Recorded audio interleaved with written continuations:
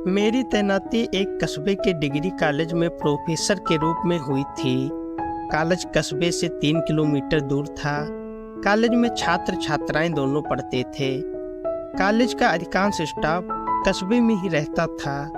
मेरा व्यक्तित्व बड़ा आकर्षक था और मेरे पढ़ाने का ढंग बहुत प्रभावी, इसलिए छात्र छात्राएं मेरा बड़ा सम्मान करते थे।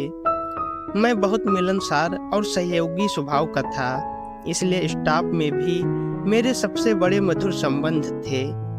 एक दिन मैं क्लास में पढ़ा रहा था, तभी चपरासी मेरे पास आया और बोला, सर प्रिंसिपल सर आपको अपने ऑफिस में बुला रहे हैं। मैं सोच में पड़ गया। फिर मैं प्रिंसिपल रूम की ओर चल दिया। मुझे देखकर प्रिंसिपल साहब बोले, Ajay ji, BA second year की छात्रा शालिनी अचानक क्लास में बेहोश हो गई है। उसी किसी तरह होश तो आ गया है, मगर अभी उसकी तबीयत पूरी तरह ठीक नहीं है। आप ऐसा करिए, उसे अपने स्कूटर से उसके घर छोड़ आइए। उस समय स्टाफ के 2-3 लोगों के पास ही स्कूटर था। शायद इसी कारण प्राचार्य जी ने मुझे यह कार्य सौंपा था। मैं शालिनी को स्कूटर पर बैठाकर कस्बे की ओर चल दिया। मैं कस्बे में पहुंचने ही वाला था कि सड़क के किनारे खड़े बरगद के पेड़ के पास शालिनी ने कहा, सर स्कूटर रोक दीजिए। मैंने स्कूटर रोक दिया और उससे पूछा, क्या बात है शालिनी, क्या तुम्हें फिर चक्कर आ रहा है? मुझे कुछ नहीं हुआ सर, मैं तो आपसे एकांत में बात करना चाहती थी, इसलिए मैंने कॉलेज में बेहोश होने का नाटक किया था। उसने बड़े भोलेपन से कहा, क्या? मैंने हैरानी से उसकी ओर देखा, फिर पूछा, आखिर तुमने ऐसा क्यों किया और तुम मुझसे क्या बात करना चाहती हो? सर मैं आपसे प्यार करती हूँ और आपको यही बात बताने के लिए मैंने यह नाटक किया था। वह मेरी ओर देखकर मुस्कुरा रही थी। मैं हतप्रभ खड़ा था। मुझे समझ में नहीं आ रहा था कि मैं उससे क्या कहूँ। काफी देर तक मैं चुप रहा, फिर बोला, यह तुम्हारी पढ़ने की उम्र है, प्यार करने की नहीं। अभी तो तुम प्यार का मतलब भी नहीं जानती। आप ठीक कह रहे हैं सर, मगर मैं अपने इस दिल का क्या करूं? यह तो आपसे प्यार कर बैठा है। वह मेरी ओर देखकर मुस्कुराते हुए बोली, तुम्हें मालूम है कि मैं शादीशुदा हूं और मेरे 2 बच्चे हैं और मेरी तथा तुम्हारी उम्र में कम से कम 20 साल का अंतर है। मैंने उसे समझाते हुए कहा, मुझे इन बातों से कोई फर्क नहीं पड़ता सर, मैं तो केवल एक ही बात जानती हूँ कि मैं आपसे प्यार करती हूँ, बेपनाह प्यार। वह दार्शनिक अंदाज में बोली। मैंने उसे समझाने का हर संभव प्रयास किया, मगर उस पर कोई असर नहीं हुआ।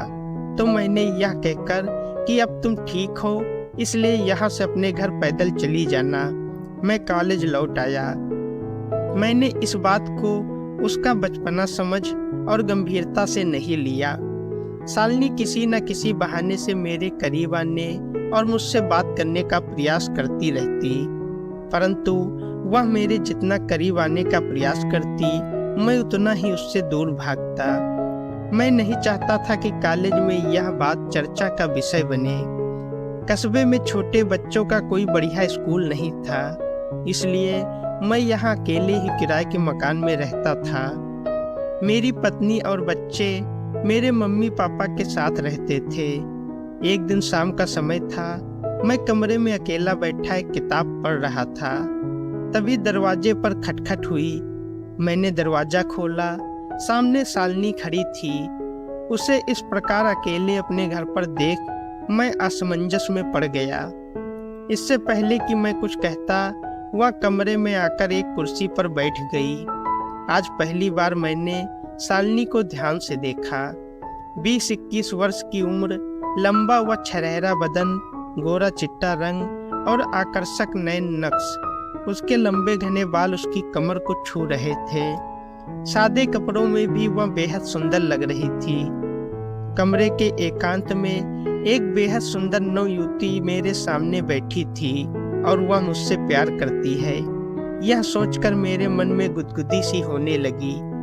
मैंने अपने मन को संयत करने का बहुत प्रयास किया, मगर मैं अपनी भावनाओं पर नियंत्रण रखने में असफल रहा। मेरे मन में तरह तरह की हसीन कल्पनाएं उठने लगी। चेहरे का रंग पल पल बदलने लगा। इस सब से बेखबर शालिनी कुर्सी पर शांत और निश्चल बैठी थी। उसके एक हाथ में सफेद रंग का रुमाल था। मैं उठकर उसके पास गया और उसके गालों को थपथपाते हुए पूछा, शालिनी, तुम यहाँ अकेले क्या करने आई हो? उसने मेरी आंखों में झांक कर देखा। पता नहीं उसे मेरी आंखों में क्या दिखाई दिया। वह झटके के साथ कुर्सी से उठकर खड़ी हो गई। उसके चेहरे के भाव एकाएक बदल गए थे। मेरे हाथों को अपने गालों से झटके के साथ हटाते हुए वह बोली, अपना हाथ हटाएं। मेरे ऊपर पड़ा बुद्धिजीवी का लबादा फटकर तार तार हो चुका था। शालिनी का यह व्यवहार मेरे लिए अप्रत्याशित था। मुझे समझ ही नहीं आ रहा था कि मैं उससे क्या कहूँ। तुम तो कहती हो कि तुम मुझसे बहुत प्यार करती हो। मैंने उसकी ओर देखते हुए कहा, हाँ सर, मैं आपको बहुत प्यार करती हूँ, मगर मेरा प्यार गंगा जल की तरह निर्मल और कंचन की तरह खड़ा है। उसने दृढ़ स्वर में कहा, यह सब फिल्मी डायलॉग है। मैंने खिसियानी हंसी हंसते हुए कहा, सर, जरूरत पड़ने पर मैं यह साबित कर दूंगी कि आपके प्रति मेरा प्यार कितना गहरा है। यह कहकर वह कमरे से चली गई थी। काफी देर तक मैं अवाक खड़ा रहा, फिर मैं अपने काम में लग गया। इसके बाद शालिनी ने मुझसे बात करने या मिलने का प्रयास नहीं किया। मैं भी धीरे धीरे उसे भूल गया। कुछ समय बाद मेरा उस कॉलेज से स्थानांतरण हो गया। सरकारी सेवा होने के कारण कई जगह स्थानांतरण हुए और आखिर में मैं आगरा में सेटल हो गया। कुछ दिन बाद मुझको किडनी प्रॉब्लम हो गई। कई महीनों तक तो डायलिसिस पर रहा। फिर डॉक्टरों ने कहा, अब किडनी ट्रांसप्लांट के अलावा कोई चारा नहीं है। तब मैंने अपने परिवार में इस संबंध में सबसे बातचीत की। मेरी पत्नी, बेटे और बेटी ने राय दी कि पहले किडनी के लिए विज्ञापन देना चाहिए। हो सकता है कि कोई जरूरतमंद पैसे के लिए अपनी किडनी डोनेट करने के लिए तैयार हो जाए। अगर 2-3 बार विज्ञापन देने के बाद भी कोई डोनर नहीं मिलता है तो हम लोग फिर इस बारे में बातचीत करेंगे। बेटे ने शहर के सभी अखबारों में किडनी डोनेट करने वाले को 15 लाख रुपए देने का विज्ञापन छपवाया। विज्ञापन में मेरा नाम, पूरा पता दिया गया। विज्ञापन दिए 1 महीना हो गया था। जिस अस्पताल में मेरा इलाज चल रहा था, एक दिन वहां से फोन आया, सर, आपके लिए गुड न्यूज है। आपको किडनी देने के लिए एक डोनर मिल गई है। उसकी उम्र 40 साल के करीब है और वह आपको किडनी डोनेट करने के लिए तैयार है, मगर उसकी एक शर्त है कि किडनी ट्रांसप्लांट होने से पहले उसका नाम व पता किसी को न बताया जाए। मुझे यह जानकर हैरानी हुई कि डोनर अपना नाम पता क्यों नहीं बताना चाहती। फिर हम सबने सोचा कि शायद उसकी कोई मजबूरी होगी। ट्रांसप्लांट की सारी फॉर्मेलिटीज पूरी कर ली गई और नियत तारीख पर मेरी किडनी का ट्रांसप्लांटेशन हो गया, जो पूरी तरह से सफल रहा। इसके कई दिनों बाद जब मैं अपने को काफी सहज अनुभव करने लगा तो मैंने एक दिन डॉक्टर साहब से पूछा कि डॉक्टर साहब, वे लेडी कैसी है जिन्होंने मुझे अपनी किडनी डोनेट की थी। कुछ देर तक डॉक्टर साहब खामोश रहे, फिर बोले कि वह लेडी तो परसों बिना किसी को कुछ बताए अस्पताल से चली गई। हैरानी की बात यह है कि वह अपनी डोनेशन फीस भी नहीं ले गई। क्या? मेरा मुंह विस्मय से खुला का खुला रह गया था। जब मैंने यह बात अपने परिवार के लोगों को बताई तो उन सबको बड़ी हैरानी हुई।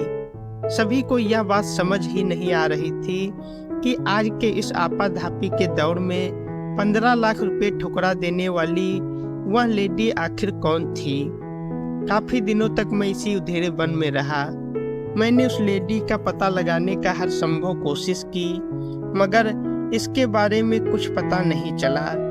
कुछ दिन बाद एक दिन मैं अपने घर के बाहर लॉन में बैठा था, तभी एक महिला मेरे पास आकर बोली, सर, क्या आप प्रोफेसर अजय हैं?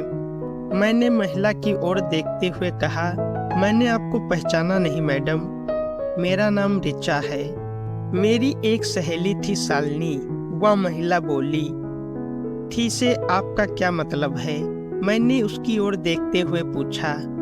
वह अब इस दुनिया में नहीं है। उसने किसी को अपनी किडनी डोनेट की थी। उसी दौरान शरीर में सेप्टिक फेल हो जाने के कारण उसकी मृत्यु हो गई थी। महिला ने कहा, क्या? मेरा मुंह आश्चर्य से खुला रह गया था। जी सर, उसे शायद अपनी मृत्यु का एहसास पहले ही हो गया था। मरने से 2 दिन पहले उसने मुझे यह रुमाल और एक पत्र आपको देने के लिए कहा था। यह कहकर उस महिला ने वह रुमाल और पत्र मुझको दे दिया और वह चली गई।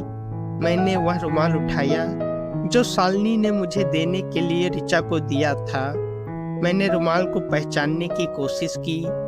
वह शायद वही कढ़ा हुआ रुमाल था जो शालिनी मुझे देने मेरे कमरे पर आई थी। अब मुझको डोनर की सारी पहेली समझ में आ गई थी। मैंने रुमाल में रखे हुए मुड़े तुड़े पत्र को खोलकर पढ़ा। लिखा था, प्रोफेसर साहब, आपका जीवन मेरे लिए बहुत बहुमूल्य है, इसलिए मैंने अपने जीवन को संकट में डालकर आपकी जान को बचाया। मगर मैंने ऐसा करके आप पर कोई एहसान नहीं किया। मुझे तो इस बात की खुशी है कि मैं जिसे हृदय की गहराइयों से प्यार करती थी उसके किसी काम आ सकी, आपकी शालिनी। पत्र पढ़कर मेरा मन गहरी वेदना से भर उठा। शालिनी का यह निस्वार्थ प्यार देखकर मेरी आंखों से आंसू बहने लगे। मैंने शालिनी का दिया हुआ रुमाल उठाया और उससे अपने आंसुओं को पोंछने लगा। ऐसा करके शायद मैंने शालिनी के सच्चे अमर प्रेम को स्वीकार कर लिया था।